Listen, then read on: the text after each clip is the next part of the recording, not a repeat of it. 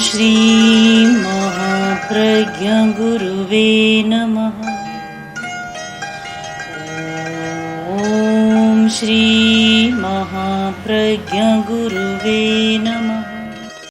नमो अरहंताणं नमो अरहंताणं। इतने छात्र छात्राएं मेरे सामने हैं जो शहर में रहने वाले हैं। उन्होंने कभी कुम्हार का घर नहीं देखा। गांव में रहने वाले हैं, उन्होंने जरूर देखा होगा। मैं भी जब छोटा था, गांव में तो था ही, कुम्हार के घर बहुत बार जाता था। घड़े को देखता था, घड़ा कैसे बनता है। आज बड़े नगरों में और फ्लैटों में रहने वाले लोग हैं, उन्हें न मिट्टी का पता, न कुम्हार का पता और न घड़ा बनाने की विधि का, प्रक्रिया का पता। बाजार में जाते हैं, घड़ा मिलता है, ले आते हैं और ठंडा पानी पीते हैं। घड़ा कैसे बना? क्या मिट्टी आकाश से आई है? धरती की खुदाई, धरती में खुदाई की तो मिट्टी निकली और कुम्हार के पास पहुंची। फिर कुम्हार उसको गीला करता है, गौंदता है, फिर चाक पर चढ़ाता है, फिर घड़े का आकार देता है। अब घड़े का आकार दे दिया और उसको बाजार में ले जाए तो कोई नहीं खरीदेगा। सब जानते हैं कोरा मिट्टी, घड़े का आकार है, मिट्टी है, सब कुछ है, पर अभी घड़ा पका हुआ नहीं है, कच्चा घड़ा है। इसमें पानी डालेंगे तो पानी भी खराब होगा और घड़ा भी निकम्मा हो जाएगा। जब तक आवा में घड़ा पककर बाजार में नहीं आता, तब तक कोई भी समझदार व्यक्ति उस घड़े को खरीदता नहीं है। घड़े को पकाया जाता है और जब घड़ा पक जाता है तो उसमें जल को धारण करने की क्षमता होती है। तर्कशास्त्र में बहुत आता है, जलाहरण क्रिया सामर्थ्यम। जल को धारण करने की शक्ति पैदा होती है।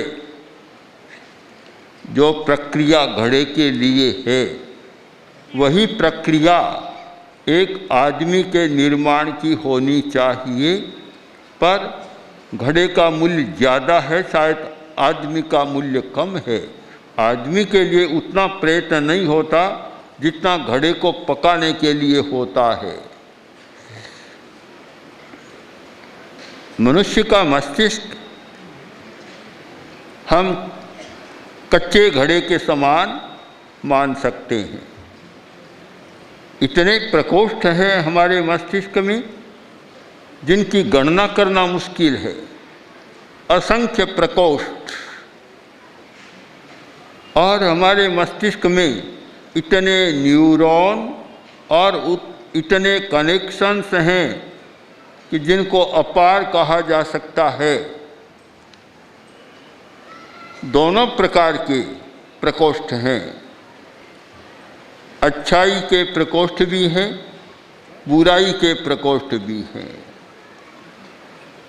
नैतिकता के प्रकोष्ठ भी हैं और अनैतिकता के प्रकोष्ठ भी हैं। आवेश, उत्तेजना के प्रकोष्ठ भी हैं।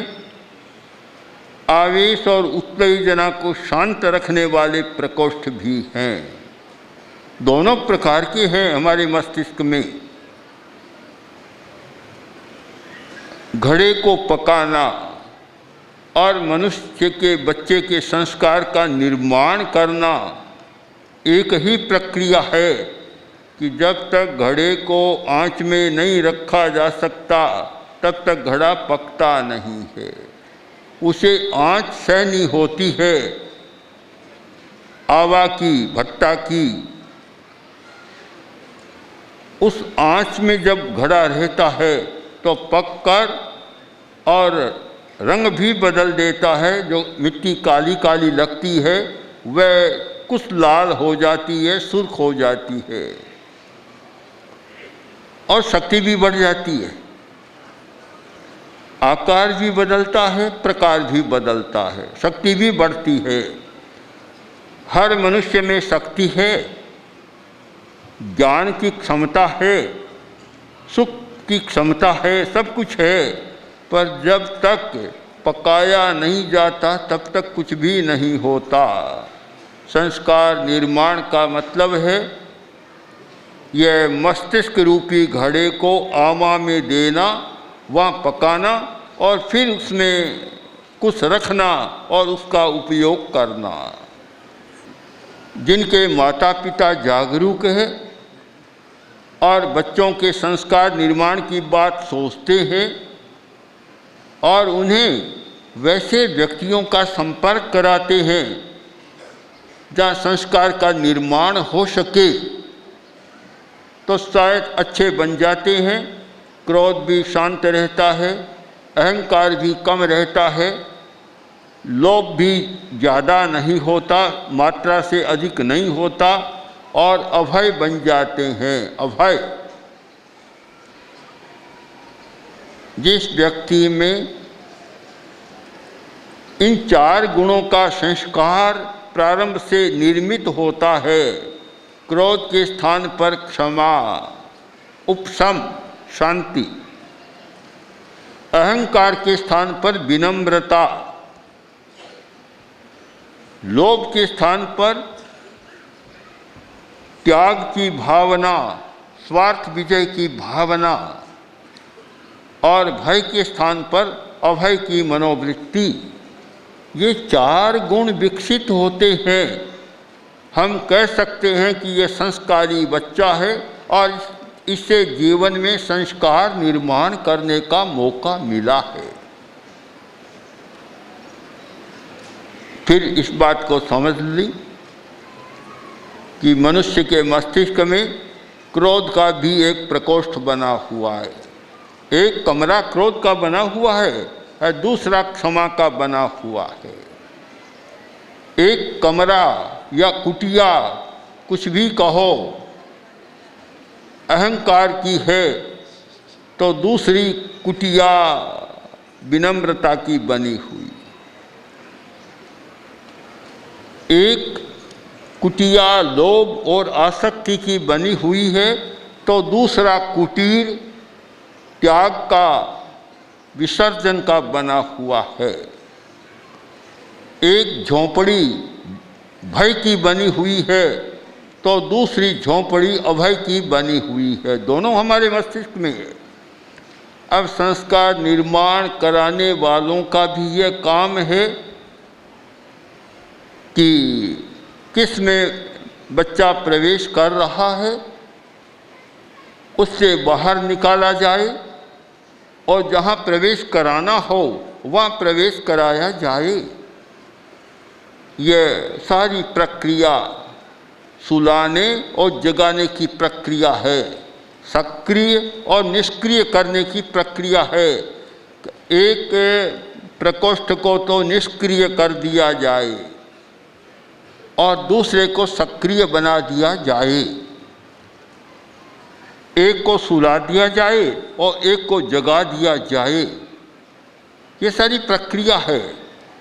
जब ये काम बचपन से होता है तो ऐसे व्यक्तित्व का निर्माण होता है जिसकी समाज को, राष्ट्र को और विश्व को अपेक्षा रहती है। आज एक बड़ा प्रश्न है कि नैतिकता नहीं, बाजार में भी नैतिकता नहीं है, शायद कभी कभी घर में भी नैतिकता नहीं है, समाज में भी नैतिकता नहीं है। अब नैतिकता क्यों नहीं है, सदाचार क्यों नहीं है, भ्रष्टाचार क्यों है, ये कदाचार क्यों है, इस प्रश्न पर विचार करें। कि प्रारंभ से ही वैसे संस्कार का निर्माण नहीं किया गया।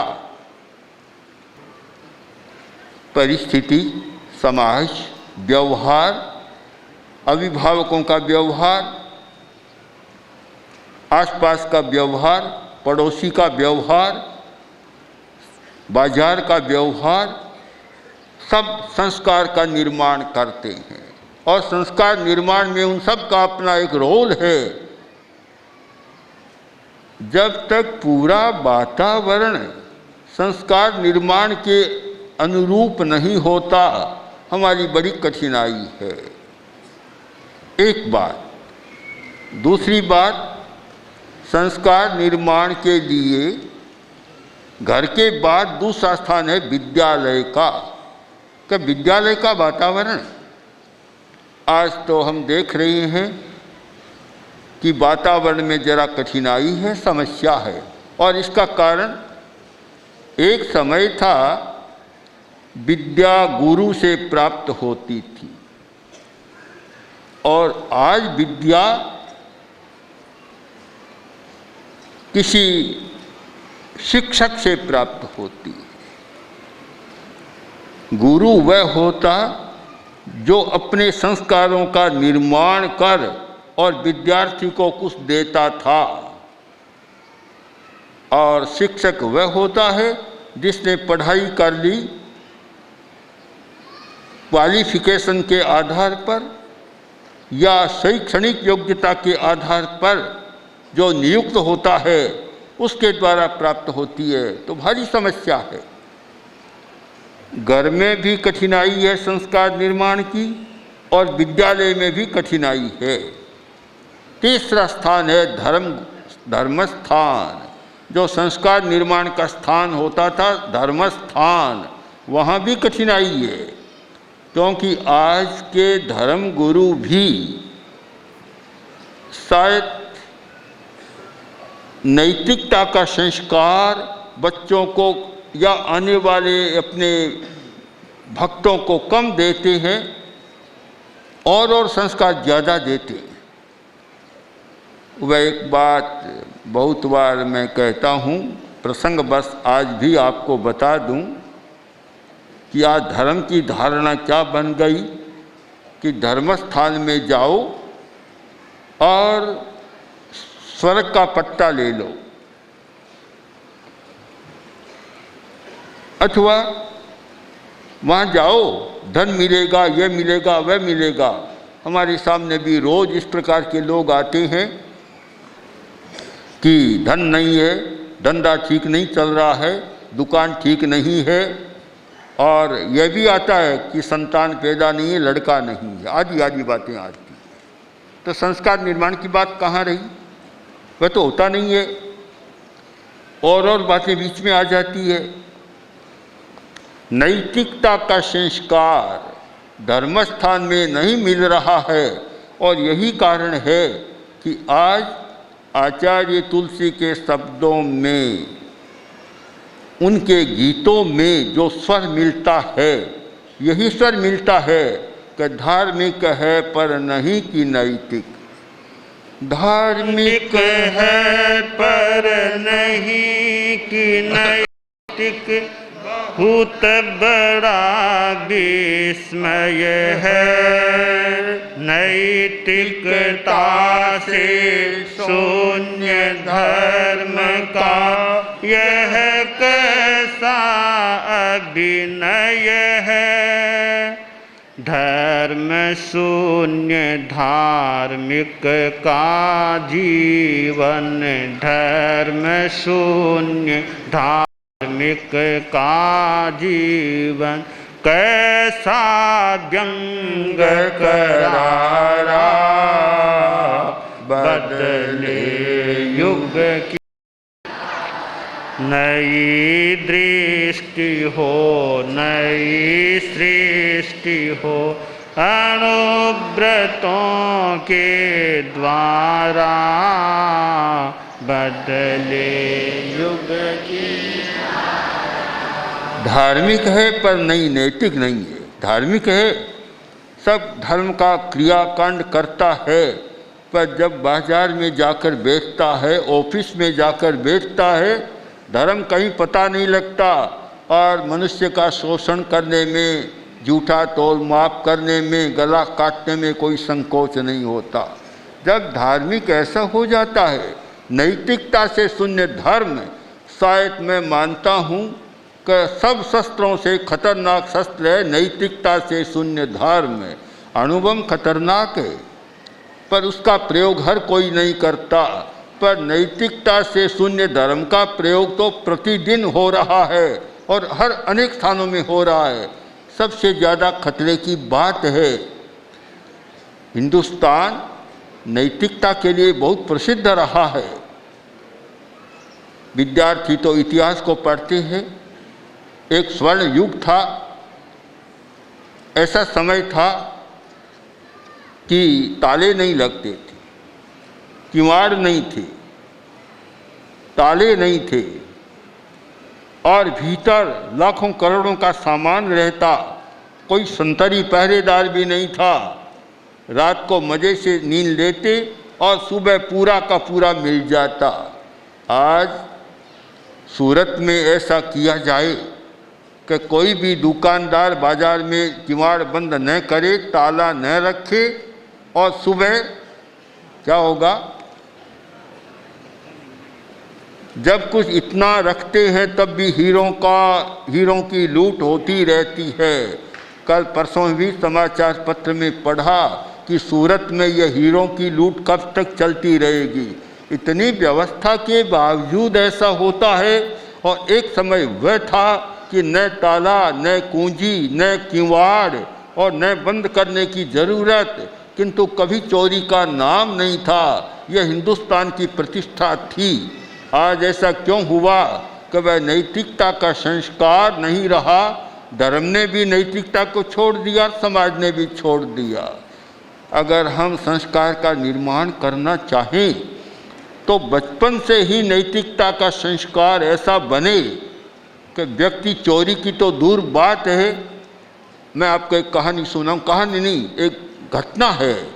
हमारे हिंदुस्तान में एक व्यक्ति हुए महर्षि चरक, जो आयुर्वेद के परम विद्वान और बड़े महर्षि हुए। महर्षि चरक एक बार जा रहे थे, रास्ते में एक खेत आया, खेत को देखा, वो देखा एक फूल है, बगीचा है, तालाब है, आसपास में हरियाली है, फूल लगा हुआ है पौधे पर।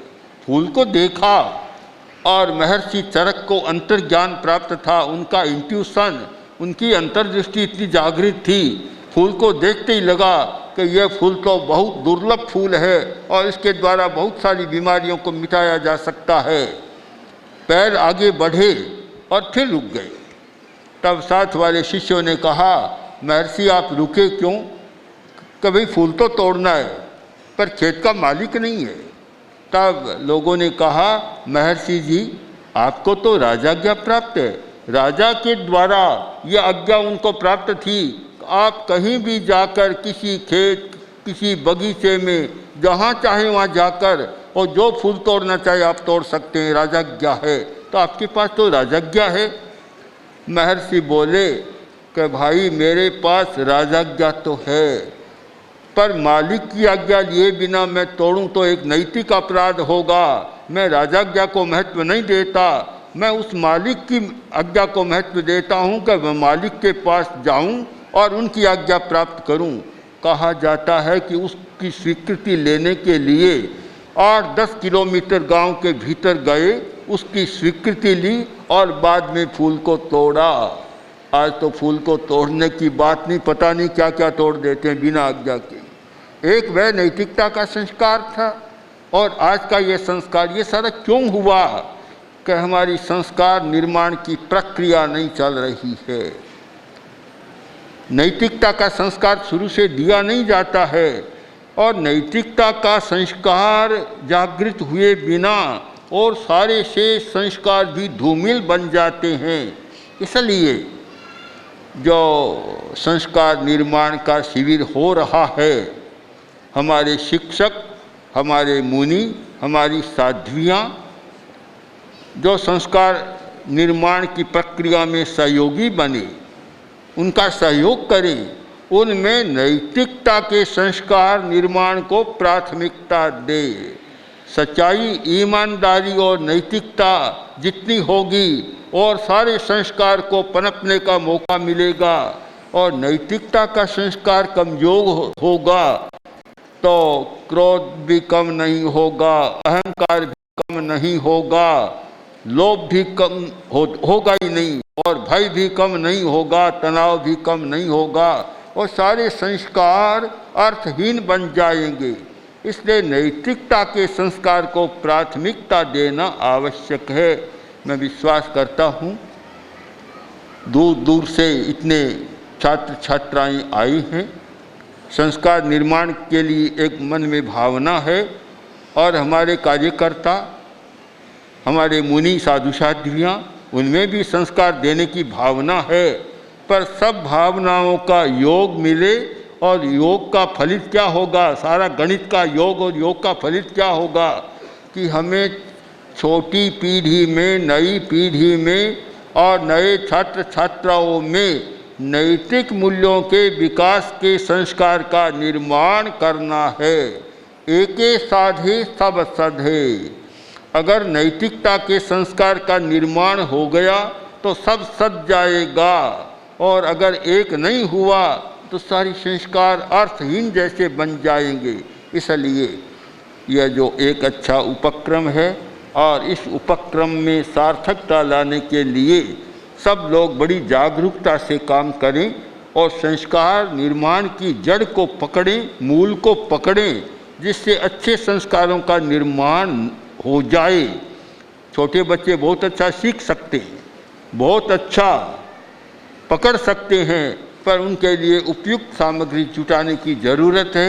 मैं विश्वास करता हूँ कि हमारे सभी जागरूक कार्यकर्ता इस ओर ध्यान देकर और संस्कार की ऐसी पौध को पनपने का अवसर देंगे, जिससे वे सब आज जो विद्यार्थी हैं, छात्र छात्राएँ हैं, वे अच्छे मनुष्य बन सके, और अच्छे मनुष्य बनकर धर्म, परिवार, समाज, राष्ट्र सबके लिए वे कल्याणकारी बने और सबके लिए श्रेयस करने वाले बने।